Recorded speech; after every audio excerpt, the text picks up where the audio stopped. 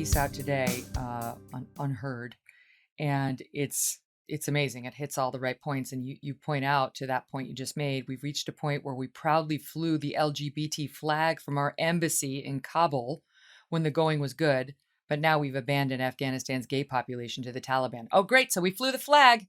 So good for us. We can feel good about ourselves. Yeah, that is Biden's understanding of human rights.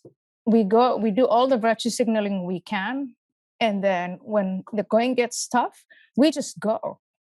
We just tell them to go to hell. That's what we did, and Afghanistan is going to be hell under the Taliban. And I don't know. This is one of the things that I find fascinating. All of these fantasies about the Taliban coming to the table and negotiating in good faith, and that they're a changed people. When we've seen just a few years ago what ISIS did in Iraq, jihadis, these radical Islamists, they are committed to their convictions. It's what they want. It's what gives them the will to fight.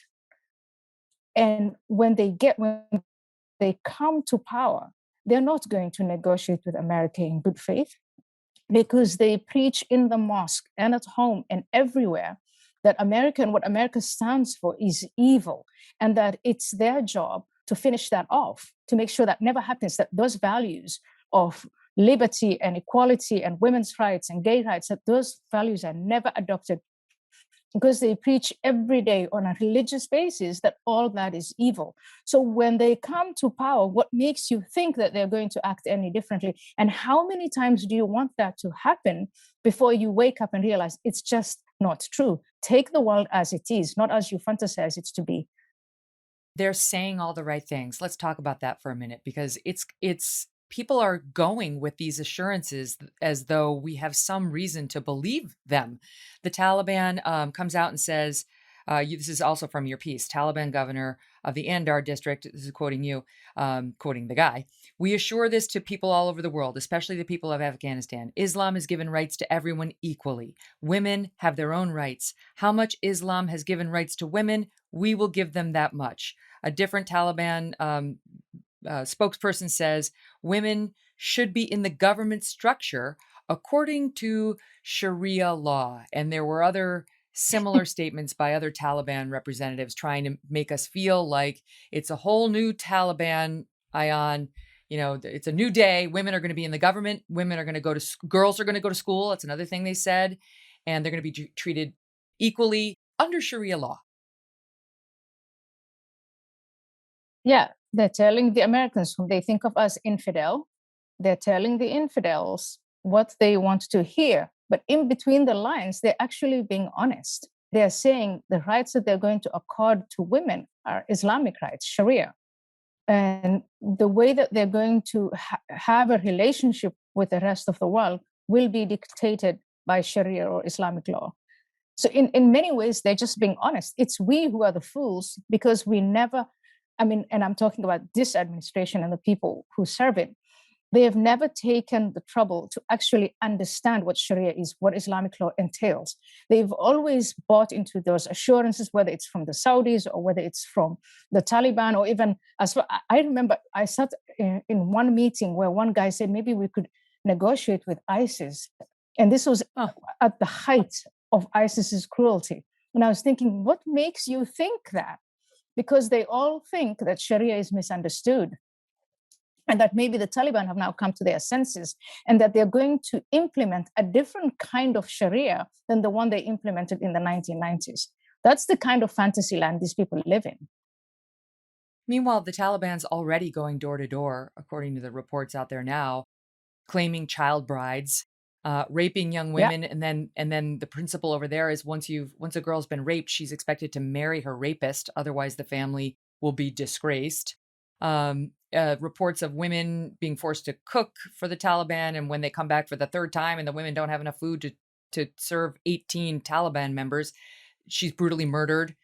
And I hesitate to get too detailed on this, but we had Sean Parnell on recently, and I'd read his book talking about his service in Afghanistan. And I never like to get too dark, because it's just, there's only so much our souls can take in. But suffice it to say, the Taliban, in his accounts of dealing with them while fighting for the U.S. in Afghanistan, the Taliban engaged in the systematic torture and rape of young children, boys and girls. I'm not going to get too detailed again on the torture, but they tortured them Yeah. while they were raping them.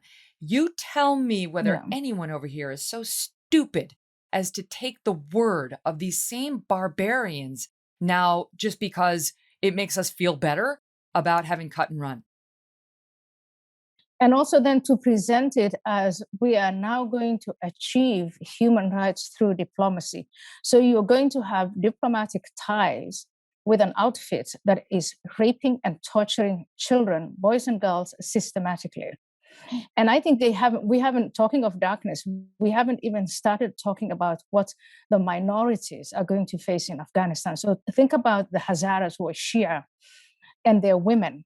And it's some of these minorities that when America went into Afghanistan, who thought, it now appears wrongly, that America was going to give them a lifeline out of that kind of barbarity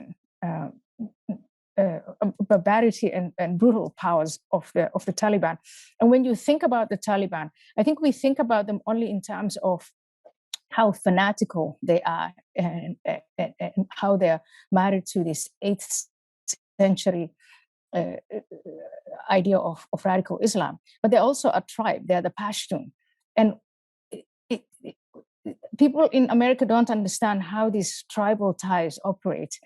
The Hazaras and the other minorities who worked with the Americans are seen by the Pashtun as traitors. So even the Pashtun who are not radical Islamists, will still have to apply the tribal code of revenge. And revenge then comes in these ways of massacring, of torturing, of raping, of taking the women as slaves. This is to communicate to all within that context and in that country, we are now in charge. And this is going to be your plight for betraying us.